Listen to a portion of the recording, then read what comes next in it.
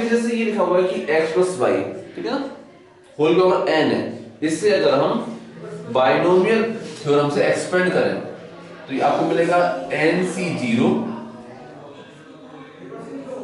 x की power n y की power 0 plus nc1 x की पावर n माइनस 1 y की पावर 1 प्लस nc2 x की power n minus 2 y की power 2 and so on, ठीक है ना। ऐसा हम जैसे एकदम और लिख दिया nc3 x n minus 3 y power 3 and so, ठीक है ना।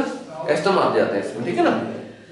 आप देखेंगे इसमें जैसे ये देखिए, ये जो टर्म है ये सेकंड टर्म है, ठीक। सेकंड टर्म में यहां क्या लिखा हुआ है 1 1 1, ठीक है ना। ये देखिए ये जो आया टर्म ये है थर्ड टर्म, ठीक। इसमें क्या लिखा हुआ है 2 2 2। इनफैक्ट यही तीन जगह जो चेंज हो रही है, बाकी सब कुछ सेम चल रहा है, ठीक है ना। इसमें देखेंगे कि सेकंड टर्म में 1 आ रहा है और थर्ड टर्म में आ रहा है 2, एक लेस रहता है। इसमें कहूं कि इसका tr+1 टर्म, तो उसमें यहां पर क्या आएगा r आएगा, ठीक है ना। ये आएगा, इसे ऐसे हो जाएगा ncr x की पावर n माइनस r और y की पावर r। ये होगा इसका r+1 टर्म। ऐसे कहते हैं कि ये इसके एक्सपेंशन का जनरल टर्म है। ये बनता है इसके फॉर्म, ठीक है ना। जैसे कि हमें अगर इसकी एक्सपेंशन का 8th टर्म फाइंड करना हो, t8 निकालना है आपको, तो इससे आप कहोगे t7+1, ठीक है। जहां जहां इसमें r आ रहा है वहां 7 रखोगे आप, तो ये हो जाएगा nc7 x की पावर n माइनस 7 y की पावर 7। जहां पर r आएगा वहां पर t8 में 7 आएगा सब जगह, ठीक है ना। ये होता है इस तरह से, ऐसा निकाल सकते। ये हो गया, ये फॉर्मूला हो गया कि to find r+1 term from beginning. ये हो गया। ऐसे ही देखिएगा अगर हमें एंड से टर्म निकालना हो, ठीक है ना, हमें फाइंड करना हो कि mth टर्म फ्रॉम एंड, ठीक है ना। ये होगा n minus m plus 2th term from beginning. ऐसे हो जाता है। जैसे मैं कहूं कि एंड से 5th टर्म निकालिए, 5th टर्म फ्रॉम एंड, ठीक है ना। ऐसे जैसे ये होता, ये है x माइनस वाई या x plus y whole power i ये 13।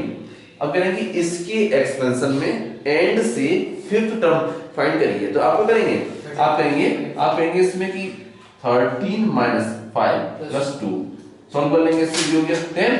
In fact 5th term from and equal होगा 10th टर्म फ्रॉम बिगिनिंग। और इसे कैसे निकालेंगे, देखिए 5th टर्म फ्रॉम एंड ये हो गया 10th टर्म फ्रॉम बिगिनिंग और ये इक्वल होगा t9+1। ये हो जाएगा 13c9 x की पावर 13 माइनस 9 और y की पावर 9। ऐसे निकाला जाता है, ठीक है। इसे नोट कर लीजिए।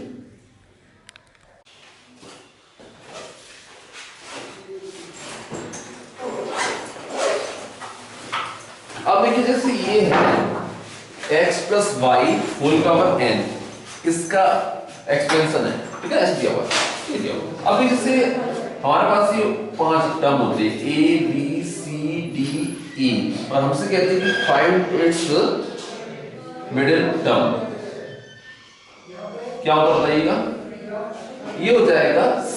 क्यों, क्योंकि 2 टर्म इससे पहले आ रहे हैं, 2 टर्म इसके बाद में आ रहे हैं, ये हो जाएगा टर्म हो जाएगा, ठीक है ना। अगर इन केस अगर यहां पर 6 टर्म होते a b c d e f, ये होते टर्म्स, और अब हमसे कहता है कि फाइंड मिडिल टर्म, तो इस केस में आप किसी एक को नहीं कह सकते। जैसे अगर आपने c को कहा तो आप कहोगे इससे पहले 2 है, इसके बाद 3 टर्म आ रहे हैं। अगर डी को हम अगर कहें तो इससे पहले आ रहे हैं 3 और यहाँ आ रहे हैं 2 आ रहे हैं, तो अल्टीमेटली इसमें क्या होता है, इस केस में बीच में 2 टर्म लेने पड़ते हैं, ठीक है ना। जब क्या हो कि नंबर ऑफ टर्म्स इवन होते हैं तो बीच में 2 टर्म लेने पड़ते हैं, और जब नंबर ऑफ टर्म्स ऑड होते हैं तो बीच में 1 टर्म होता है, जिसे हम कहेंगे मिडिल टर्म, ठीक है ना। अब जैसे ये था x + y विदाउट n लिखा हुआ है, अब पता है कि इसके एक्सपेंशन में n + 1 टर्म्स होंगे, है ना, ठीक है। अब मिडिल टर्म के 2 केस बनेंगे।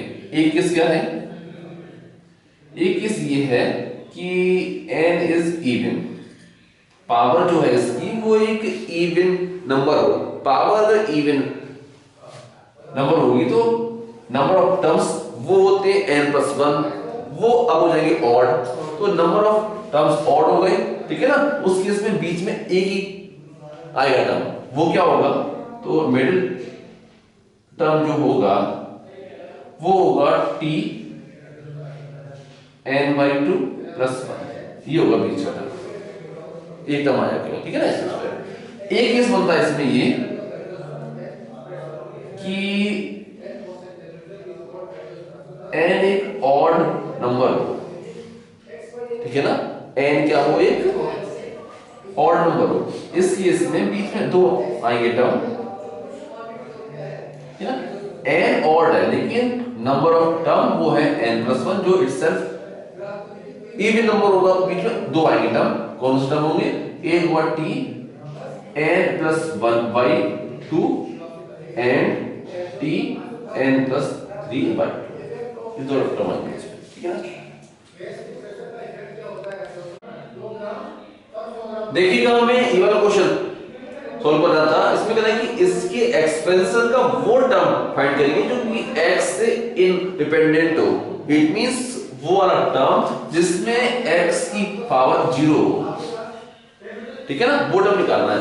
इसका जो प्रोसीजर है वो ये है कि आप इसकी एक्सपेंशन का जनरल टर्म फाइंड कर लो पहले, ठीक है ना। जैसे आप सॉल्व करिएगा तो ये क्या हो जाएगा, वैसे इसका फॉर्मूला क्या होता है, अगर हमें x + y whole power n की एक्सपेंशन का जनरल टर्म लिखना होता तो इसके लिए फॉर्मूला होता है NCR x n - r और y पावर r, ठीक है ना। इस केस में ये हो जाएगा tr + 1 इज इक्वल टू, ठीक है ना, तो ये n की वैल्यू 9 है, 9cr, और फर्स्ट टर्म है इसका 3/2x², इसकी पावर 9 - r, और ये है -1/3x, इसकी पावर r, ठीक है ना। फिर अगला स्टेप आपका ये होता है कि इसमें से जो x वाले टर्म है उन्हें कर लो एक तरफ, एक सिंगल x में कन्वर्ट कर लो एक, बाकी सबको आप कर लो एक तरफ, तो ये हो जाएगा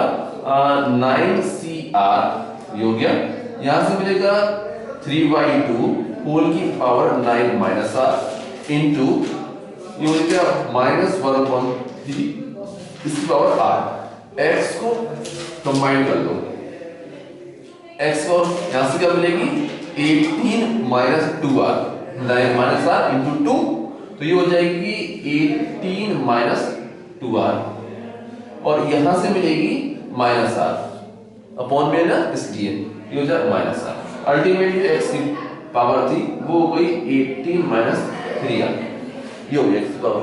बाकी ये पूरा ऐसे ही रहेगा, ये 9cr है 3/2 होल पावर 9 - r और -1/3 पावर, ये हो गया tr + 1। हमें वो टर्म फाइंड करना था जिसमें x की पावर 0 हो, सीधी सी बात ये है कि हमें वो टर्म चाहिए जिसमें 18 - 3r 0 होना चाहिए। यहां से आप सॉल्व करें तो r की वैल्यू आएगी 6, ठीक है ना, r 6 कर दीजिए इसमें, इट मींस 7th टर्म होगा, means 6 + 1 it means 7th term होगा जो कि इंडिपेंडेंट फ्रॉम x होगा। बस इसमें आपको r रखना है, इसमें 7 टर्म होगा, वो 7 टर्म होगा क्या होगा 9c7 3/2 की पावर 2, 9c6 9c6 फिर 8 6 आया, तो ये हो जाएगा इस पर 3 - 1/3 इसकी पावर 6, ये होगा टर्म जो कि x 3 होगा। अब देखिएगा 17 क्वेश्चन में इसमें कह रहा था कि अगर हम 1 + x इसको 18 इसे एक्सपेंड करें, ठीक है, और इसकी एक्सपेंशन का 2r + 4 टर्म वो टर्म ले, उसका कोफिशिएंट ले, और ऐसे ही r - 2 टर्म इसका कोफिशिएंट है। अगर ये दोनों आपस में इक्वल हो तो r की वैल्यू फाइंड करिए। ये क्वेश्चन है, ठीक है ना। जब आप इसे एक्सपेंड करोगे, आप देखो इसमें जैसे इसमें मैं फाइंड करूं tm + 1, ठीक है ना, इसमें आएगा तो ये होगा 18cm और x की पावर m।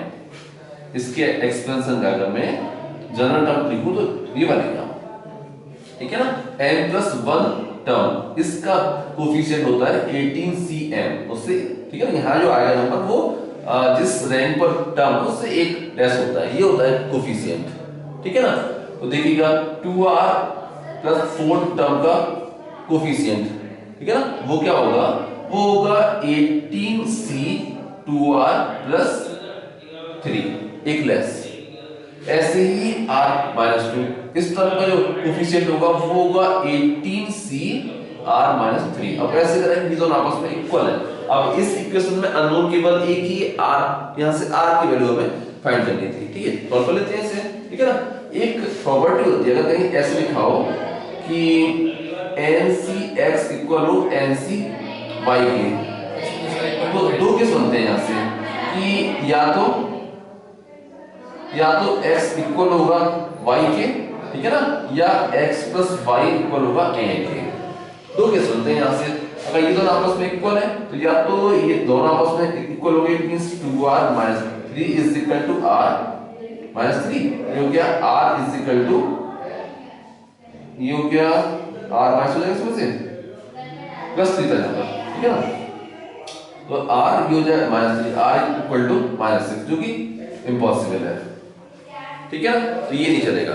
फिर एक केस ये बनता है कि इन दोनों का सम = 18 हो, इट मींस 2r + 3 + r - 3 = 18।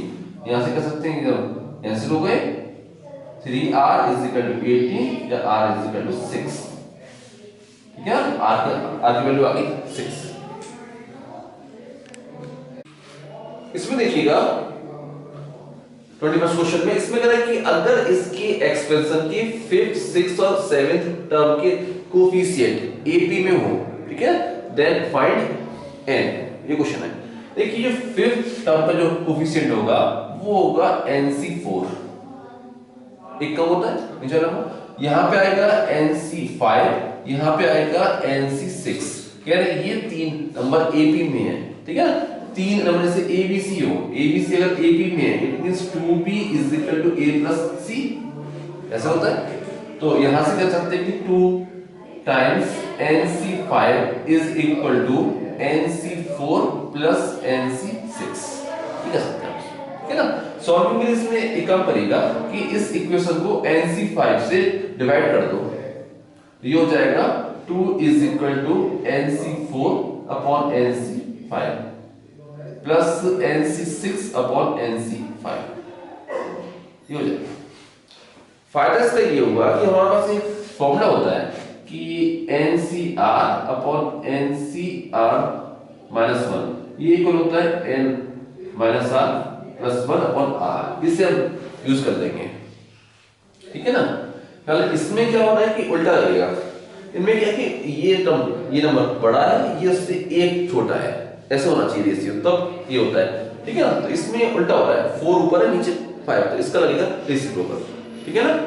तो और r होता है जो बड़ा होता है नंबर, वो होता है r, तो r तो 5 लगेगा उल्टा, ऊपर आएगा 5, r आ गया, नीचे आएगा n की वैल्यू n ही है, n - 5 + 1, ये मिलेगा यहां से, प्लस ये, ठीक है, r क्या है 6, तो ये हो जाएगा 6 - r, सॉरी n - 6 + 1/6, ये हो जाएगा इक्वल किसके 2 के, ठीक है ना। यहां से क्या होगा कि इस पूरी इक्वेशन में अननोन केवल एक ही चीज है n ही फाइंड करना था, सॉल्व हो जाएगा, सॉल्व कर लेते हैं, ठीक है ना। ये हो गया 2 is equal to 5 upon n minus 4 plus n minus 5 upon 6। LCM देखिए यहाँ आ जाएगा, एलसीएम देखिए यहाँ आ गया 12n माइनस 4, ये हो जाएगा 30 plus n minus 5 into n minus 4, ये बन जाएगा, ठीक है ना। सॉल्व कर लीजिए इसे, ये हो गया 12n minus 48, 30 plus n square minus 9n plus 20, ठीक है ना।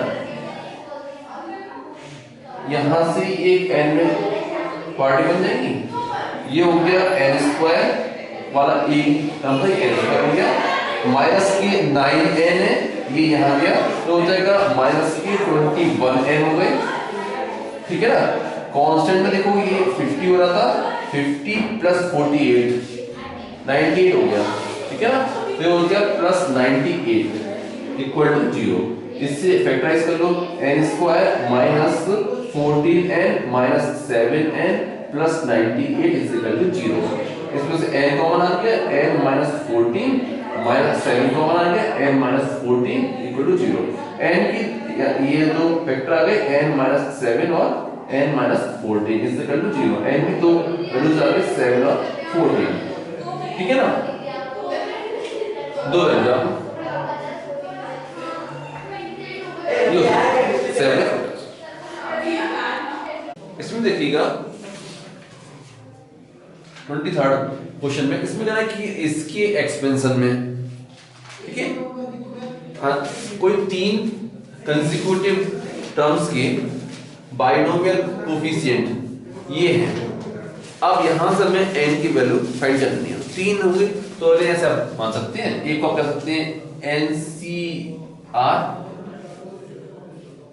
नेक्स्ट NCR प्लस 1, और इसे कह सकते हैं NCR प्लस 2, ऐसे कह सकते हैं आप, ठीक है ना। इससे क्या तो इक्वेशन फर्स्ट, इसे कह सकते हैं इक्वेशन सेकंड, इससे कह दिया इक्वेशन थर्ड, ठीक है ना। एक काम किया हमने, फाइंड किया सेकंड अपॉन फर्स्ट और थर्ड अपॉन सेकंड, इसे निकालिएगा।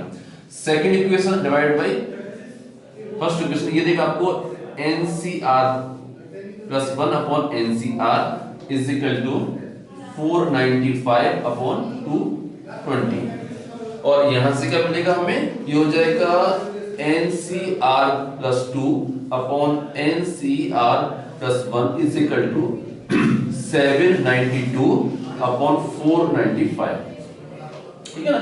एक फॉर्मूला होता है NCR upon NCR minus 1 equal होता है n minus r plus 1 upon r, ठीक है ना। इस फॉर्मूले को हम यूज करेंगे, ठीक है ना। तो आप देखेंगे बस इसमें क्या हो रहा है कि जहां पे r आना चाहिए था वहां पे इसमें आ रहा है r प्लस 1, वो लगा देंगे फॉर्मूले में, ठीक है ना। तो जहां पे इसमें r लिखा हुआ था वहां आप कर दो r प्लस 1 कर दो इसमें, ठीक है ना। क्या हो जाएगा सही, ये हो जाएगा n minus r plus 1 upon r plus 1 is equal to, इसे सिंप्लीफाई कर लो, इसे सिंप्लीफाई करिए, किससे कट जाएगा ये 11 से कट जाएगा, एक तो ये जाएगा 4 टाइम 5 टाइम, ये जाएगा 11 से आगे 2 20 5 चला जाएगा, 5 से ये जाएगा 4 टाइम, 5 से ये जाएगा 9 टाइम्स, ठीक है। ये मिल जाएगा हमें 9/4 मिलेगा, ठीक है ना। ये हो गया, इसे करके सॉल्व करिएगा। तो इसमें जहां पर r आता है वहां पर इसमें लिखा हुआ है r प्लस 2 लिखा हुआ है, ठीक है ना। तो ये हो जाएगा n minus r plus 2 plus 1 upon r plus 2 is equal, इसे सिंप्लीफाई करिएगा, ठीक है ना। तो ये भी 11 से कट जाएगा एक तो 11 से ये जाएगा 45 टाइम्स और 11 से ये जाएगा 72 टाइम्स, और कट जाएगा ये 3 से 3 से कट जाएगा, 3 से काट दिया, 3 से ये हो जाएगा 15, 3 से ये हो जाएगा 24 और कट जाएगा ये 3 से कट जाएगा 8 हो जाएगा और ये हो गया 5, 8/5 आ गया, तो ये हो गया 8/5 ये हो गया। ठीक है, इससे सिंप्लीफाई कर लेते हैं। यहां से मिलेगा आपको n माइनस आर और ये माइनस कर देंगे तो ये मिलेगा n minus r upon r plus 1 is equal to 9/4 और यहां से मिल जाएगा हमें ये हो गया n minus r minus 1 upon r plus 2 is equal to 8/5। ठीक है ना, इससे आप क्रॉस मल्टीप्लाई कर लोगे इसको भी, तो इससे क्या होगा कि n और r में 2 आ जाएंगी इक्वेशन, अननोन भी कितने हैं 2, n और r, वैसे इनफैक्ट हमें n फाइंड करना था। ठीक है ना, सॉल्व हो जाएगा। चलिए इससे यहां जाए तो ये हो जाएगा 4n minus 4r is equal to 9r plus 9। ठीक है, ये हो जाएगा 4n minus 13r is equal to 9 और यहां से क्या मिलेगा हमें, ये हो जाएगा 5n minus 5r minus 5 is equal to 8r plus 16, ये हो जाएगा 5n minus 13r is equal to 21। ठीक है ना, ऐसे कर सकते हैं कि ये हो गई इक्वेशन 4 और ये हो गई इक्वेशन 5।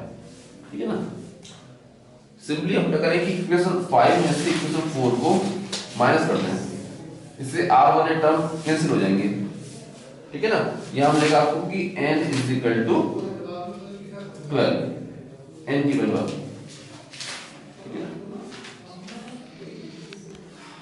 देखिएगा इस क्वेश्चन में कह रहा है कि इसके एक्सपेंशन में अगर थर्ड टर्म a है, फोर्थ टर्म b है, फिफ्थ टर्म c है और सिक्स्थ टर्म d है। ठीक है ना, ये प्रूव करना है हमें। ठीक है ना, हमने क्या किया कि हमने इसकी लेफ्ट हैंड साइड से शुरू किया। ठीक है ना, और a b c d की जगह ये t3 t4 t5 t6 ये वैल्यू रख दी इसमें।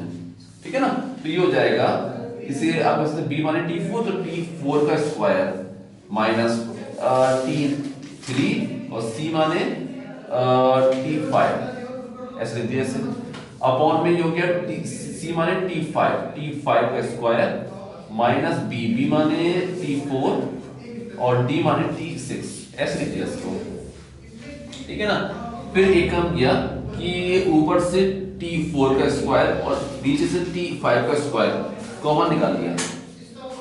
यहां मिलेगा आपको t4 का स्क्वायर अपॉन t5 का स्क्वायर और यहां हो जाएगा 1 माइनस t3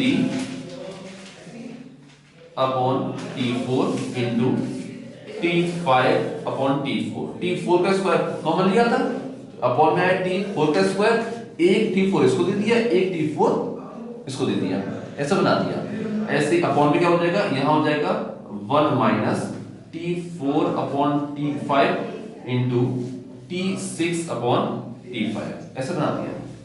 ठीक है ना, इस तरह से रेशियो में कन्वर्ट करने का फायदा ये है कि हमारे पास एक फॉर्मूला होता है। फॉर्मूला ये है कि tr+1 अपॉन tr, ये इक्वल होता है n minus r plus 1 upon r alpha upon x, ये फॉर्मूला होता है। इससे हम अब यूज कर पाएंगे, तो फैक्टोरियल c को एक्सपेंड करना उन सब चीजों से हम बच जाएंगे, इसलिए इसे सबको रेशियो में कन्वर्ट कर लिया गया। ठीक है ना, ये भी इनफैक्ट क्या है, ये भी t4 अपॉन t5, ये भी t4 अपॉन t5 का होल स्क्वायर कह सकते हैं इसे। ठीक है ना, ऐसे बन गया। अब t4 अपॉन t5 में हम लगाते हैं, पर फॉर्मूले के अकॉर्डिंग ये था कि ऊपर वाला टर्म बड़ा होता है, ठीक है ना, नीचे वाला उससे एक छोटा होता है, उससे एक पहले वाला टर्म होता है। तो बस कुछ नहीं, इसी फॉर्मूले को रेसिप्रोकल फॉर्म में लगा देंगे। ठीक है ना, और r क्या होता है, r वो होता है जो छोटा है, वो होता है r। तो इस केस में r तो होगा 4 और फॉर्मूले को हम लगाएंगे रेसिप्रोकल करके, r 4 होगा, तो आपको मिलेगा ये 4 अपॉन आर 4 है और एन एन है, तो n माइनस 4 प्लस 1 और ये उल्टा हो जाएगा, तो ये हो जाएगा x अपॉन अल्फा होल का स्क्वायर। ये सॉल्व हो गया, ठीक है ना। जैसे यहां जाओ, यहां देखेंगे ये था 1, तो 1 माइनस t3 अपॉन t4, ठीक है ना, ये भी उल्टी फॉर्म में है, ठीक है ना, ये भी रेसिप्रोकल फॉर्म में है और इसमें r क्या होगा 4, r 4 है, ठीक है ना। एक मिनट, r3 होगा, जो छोटा होता है वो होता है r3 होगा, तो ये हो जाएगा 3 अपॉन n माइनस 3 प्लस 1, ठीक है ना, और ये भी उल्टा लगेगा x अपॉन अल्फा, ये हो जाएगा, ठीक है ना। अब इसको देखिएगा t5 अपॉन t4, ये ठीक इसी फॉर्म में है और r4 है, तो ये हो जाएगा n minus 4 plus 1 upon 4 alpha upon x, ये बन गया। यहाँ भी सॉल्व करते हैं, ये हो जाएगा 1 minus t4 upon t5 reciprocal form में है और r4 होगा, ठीक है ना, ये वाला हो गया t4 अपॉन t5 वाली फॉर्म में, ठीक है ना, ये आ जाएगा, ये हो जाएगा 4 upon n minus 4 plus 1 x upon alpha, ये हो गया। ये t6 अपॉन t5 इसी फॉर्म में दिया हुआ है और r5 होगा, ठीक है ना, तो n minus 5 plus 1 upon 5 alpha upon x, ये हो गया, ठीक है ना।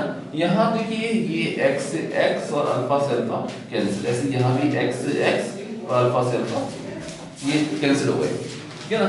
यहाँ क्या मिल जाएगा हमें, अब ये हो जाएगा 4 अपॉन n माइनस 3, इसका भी स्क्वायर है और इसका भी स्क्वायर है, साथ में ये x अपॉन अल्फा, इसका भी स्क्वायर, ठीक है ना, ये सॉल्व हो गया। यहां जो ये था 1 माइनस, ये देखो ये हो जाएगा 3 अपॉन n माइनस 2 और ये हो जाएगा n माइनस 3 अपॉन 4, ये हो जाएगा, ठीक, अपॉन 3, ये था 1 माइनस, ये हो जाएगा 4 upon n minus 3 into n minus 4 upon 5, ये हो गया, ठीक है। इसको भी ऐसे लेने दिया, ये हो जाएगा 16 upon n minus 3 whole square, ये x square upon alpha square, ठीक है। यहाँ पर एलसीएम ले लिया, ये हो जाएगा ऊपर आ जाएगा 4n minus 2 minus 3 into n minus 3, ठीक है, और ये 4 इंटू n माइनस 2 नीचे चला गया, एलसीएम जो आया था यहाँ एक ब्रैकेट लगा दिया, यहाँ पर एलसीएम दिया, एलसीएम आएगा n माइनस 3 इंटू 5, वो जाएगा ऊपर, तो ऊपर ले आएगा, ये 5 इंटू n माइनस 3, इसको लिख लिया, यहाँ हो जाएगा 5 इंटू n माइनस 3, ठीक है, minus 4 into n minus 4, solve करते हैं इसको थोड़ा सा। ये टर्म अभी ऐसी रहेगा, ये होगा 16 upon n minus 3 whole square x square upon alpha square, ठीक है। इसे सिंपलीफाई करिएगा, ये हो जाएगा 4n माइनस 3n, n बचा केवल, फिर ये माइनस 8 और प्लस के 9, तो प्लस 1 हो गया, n प्लस 1, ये हो गया n प्लस 1, ये ऐसे ही रहेगा 5 इंटू, वैसे देखो इसमें से एक टर्म कैंसिल हो रहा है, n माइनस 3 है ना, तो इसका स्क्वायर नहीं आएगा, ये चला टर्म में चला गया, अपॉन यहाँ देखो ये क्या हो जाएगा, यहाँ देखो इसके अंदर सॉल्व कर दो, ये हो जाएगा 5n माइनस 4n, n रह गया माइनस के 15 और प्लस के 16, ये हो जाएगा n प्लस 1, ये बन गया n प्लस 1, और ये ऐसे रहेगा, ये 4 इंटू n माइनस 2, ये सब, ठीक है ना। ये n प्लस 1 भी कैंसिल हो गए और 4 इससे कट गया, ये 4 रह गया यहाँ पर, ठीक है ना। अल्टीमेटली क्या आ गया कि 4 इंटू 5 20 हो गया, 20 अपॉन n माइनस 3 और n माइनस 2, नीचे, ठीक है, और यहाँ पर x square upon alpha square. ये सिंप्लीफाई हो गई लेफ्ट हैंड साइड। अब सिंप्लीफाई करना पड़ेगा राइट हैंड साइड को, इसके इसको लाना पड़ेगा। अब सॉल्व करते हैं हम राइट हैंड साइड। ये इक्वल था 5a अपॉन 3c, इसको लिख दिया ऐसे, ये हो जाएगा 5a3 अपॉन 3 t5, ठीक है ना, ऐसे लिख दिया। ऊपर के दोनों को हमने क्या करा कि t4 से डिवाइड कर दिया, ऊपर वाले को भी नीचे वाले को भी, ठीक है ना। तो ये ऐसा आपको दिखेगा कि 5/3 अलग, t3 अपॉन t4 और t5 को डिवाइड किया t4 से ऊपर, t4 नीचे t4 ऊपर, ऐसे डालती है।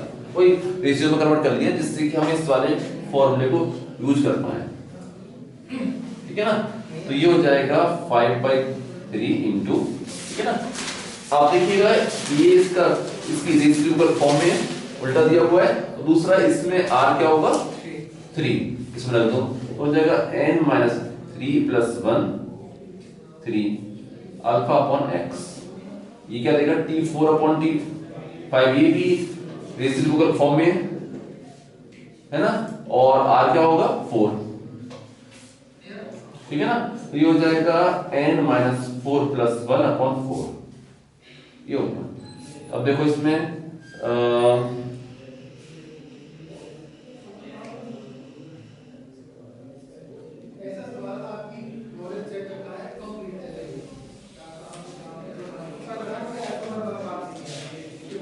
कोई मिस्टेक हो रही है, रेसिप्रोकल फॉर्म में दोनों उल्टी हो गया।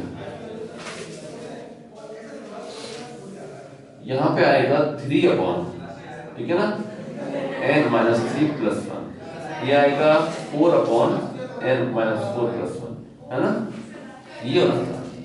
अब देखो ये 3 से 3 कैंसिल, और साथ में अल्फा बाई एक्स आएगा, ठीक है। 3 3 कैंसिल, 5 × 4 20, ठीक है, अपॉन ये हो जाएगा n-2, ये हो गया n-3, और ये दोनों हो जाएंगे alpha square upon x square, same आ गया। ये भी उल्टे हैं, उल्टे थे तो ये भी x अपॉन अल्फा और x अपॉन अल्फा है, यहाँ पे आपको मिलेगा x square upon alpha square, ये मिलेगा, ये आगे। इसमें एक क्वेश्चन देखिएगा, इसमें क्या था कि find the coefficient of A4 in the product of this and this, ठीक है ना। मेथड इसका ये है कि इन दोनों के जनरल टर्म उन्हें लिख लो आप। एक ये मेथड है कि इनको एक्सपेंड करें, तो वो ज्यादा लंबा पड़ जाता है, ठीक है ना। तो क्या करो कि इन दोनों के जनरल टर्म वो लिख लो आप। इसको लोगे तो इसका आएगा जनरल टर्म आएगा, ये हो जाएगा 4CR 2A इसकी पावर R, इसका, ठीक है ना। और इसका आएगा जनरल टर्म 5CR, ठीक है ना। अब आगे की जगह कुछ और यूज कर लेते हैं, इसे कर दो 5CM, ठीक है। और ये हो जाएगा 2 की पावर 5 -m और -a की पावर m, ठीक है। थोड़ा सा सिंप्लीफाई कर लेते हैं अभी, ये अलग चल रहा है। ये हो जाएगा 4CR 2 की पावर r और a की पावर r, ये हो गया एक, ठीक है। और ये चल रहा है, ये हो जाएगा 5CM, ठीक है, और 2 की पावर 5 -m -1 की पावर m और a की पावर m, ये हो गया।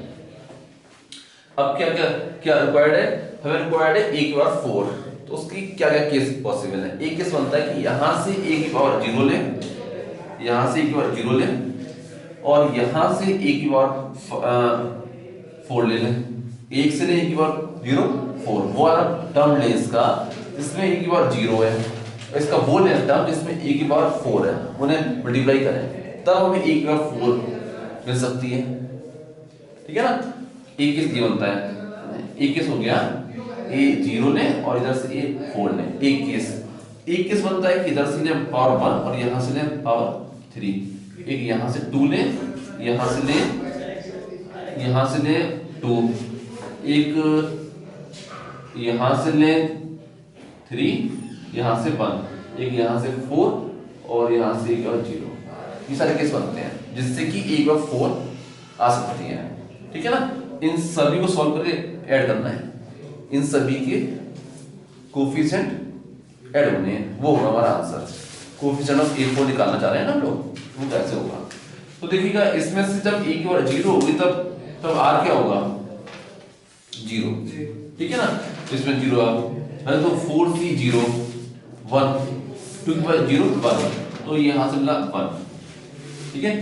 कि कोफिशिएंट ऑफ A0 क्या होगा 1, इसमें से कोफिशिएंट ऑफ A4 क्या होगा, जब आप चाहते हैं कि यहाँ पर एक बार 4 हो तो m क्या होना चाहिए 4 होना चाहिए, m जब 4 होगा तो ये हो जाएगा 5c4, 5c4 माने 5c1 और 5c1 माने 5, तो ये 5 हो जाएगा। तो ये मल्टीप्लिकेशन में आएगा 5, तो ये हो गया। और m4 था तो ये हो जाएगा 2 की पावर 1, ये हो गया 2। ठीक है ना। और -1 n क्या है 4, तो ये इवन नंबर हो गया तो ये पॉजिटिव हो गया +1 खत्म। ठीक है ना। प्लस यहां से हम ले रहे हैं a की पावर 1, तो r क्या हो गया 1, 4c1, ये क्या होगा 4, 4c1 4 हो गया और r है 1 तो इनटू 2। ठीक, ये हो गया इनटू। अब यहां से a3 यानी m क्या होना चाहिए 3, m हो गया 3 तो 5c3, 5c3 माने 5c2, सॉल्व करोगे इससे तो ये हो जाएगा 10 आ जाएगा, 5c2 माने 10 या 5c3 माने 10, और m हो गया 3 तो ये 2 का स्क्वायर 4 हो जाएगा, और 3 तो ये ऑड नंबर हो गया, माइनस हो जाएगा, इसे नेगेटिव कर देते हैं यहाँ पर। ठीक है ना। ये हो गया प्लस यहाँ से लेते हैं a स्क्वायर, तो r हो गया 2, 4c2, 4c2 माने 6। ठीक है ना। 4c2 माने 6, r2 था तो ये 4 हो जाएगा और ये हो गया। ठीक है। यहाँ जाओ, यहाँ m भी हो गया 2, ये 2 तो 5c2 माने 10। ठीक है, ये 10 हो जाएगा, और m2 था तो 3 का क्यूब 8 हो जाएगा, और ये 2 था ये भी नंबर हो गया। ठीक है ना। फिर लगाया प्लस a क्यूब, r के लिए हमने इस बार 3, r3 होगा तो 4c3 4 और r3 तो 8 हो गया, तो 4 × 8 ये हो जाएगा 4 × 8। ठीक है। यहाँ से m क्या हो जाएगा 1, m 1 होगा तो 5c1 5, तो ये हो जाएगा 5c1 5 हो गया, और m1 तो 2 की पावर 4 हो गई, इसमें 16 हो गया, ये हो गया 16, और m का था 1 तो ये होगा माइनस, तो ये नेगेटिव हो जाएगा यहाँ पे। ठीक है ना। प्लस a की पावर 4 लेनी है, तो r का होना चाहिए 4, 4c4 1, r 2 की पावर 4 16, और यहाँ से 0, m क्या हो गया 0, 5 से 0 1, m 0 तो 2 की पावर 5 32। ठीक है ना। और ये कितना लिया है 0, तो ये 1 हो गया, ये हो गया। इसे सॉल्व कर लेंगे, ये आ जाएगा कोफिशिएंट ऑफ A4। सॉल्व करते हैं इसे, ये हो जाएगा 10 माइनस ये हो गया 8 और ये 14, 14 × 8, 14 × 8 ये 20, 14 × 8। ठीक है। प्लस इस सॉल्व कर लेते हैं, ये हो जाएगा 64 × 8 करो, 64 × 8, 64 × 8 192 है ना, 512, 64 × 8 512, ये 64 नहीं है, उल्टा बोल दिया मैंने, 6 into 4 है तो 24 है, 24 सॉल्व नहीं कर रहा हूँ अपने मन में, 24 into 8 ठीक है 192 है ना, 192 into 0 तो 1920 ये हो जाएगा माइनस, यहाँ करना था ये हो जाएगा ऐसे कर लो 8 into 16 2560 8 into 16 नहीं टोटल पूरा सॉल्व कितना आ रहा है ये 2560 2560 चेक कर लो 2560 चेक कर लेना इसे ठीक है ना, और 16 into 32 5120 512 जीरो कहाँ से आ गया 16 में 32 हाँ उसका डबल आ जाएगा 16 5 और 4 वहाँ से मिलेंगे 512 वर्केबल 512 वर्केबल ये ठीक है, टू के बाद ये होगी 2 3 2 5 5 और 4 9 9 9 होगी पावर 9 से बनता था ये, हाँ ये ठीक है सही है, सॉल्व कर लीजिए इसे, ये कितना आ रहा है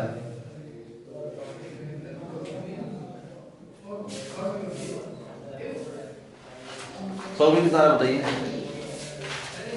-43 ये आ जाएगा -438 ठीक है ना, ये सॉल्व हो गया क्वेश्चन, ये आ गया कोएफिशिएंट ऑफ A4।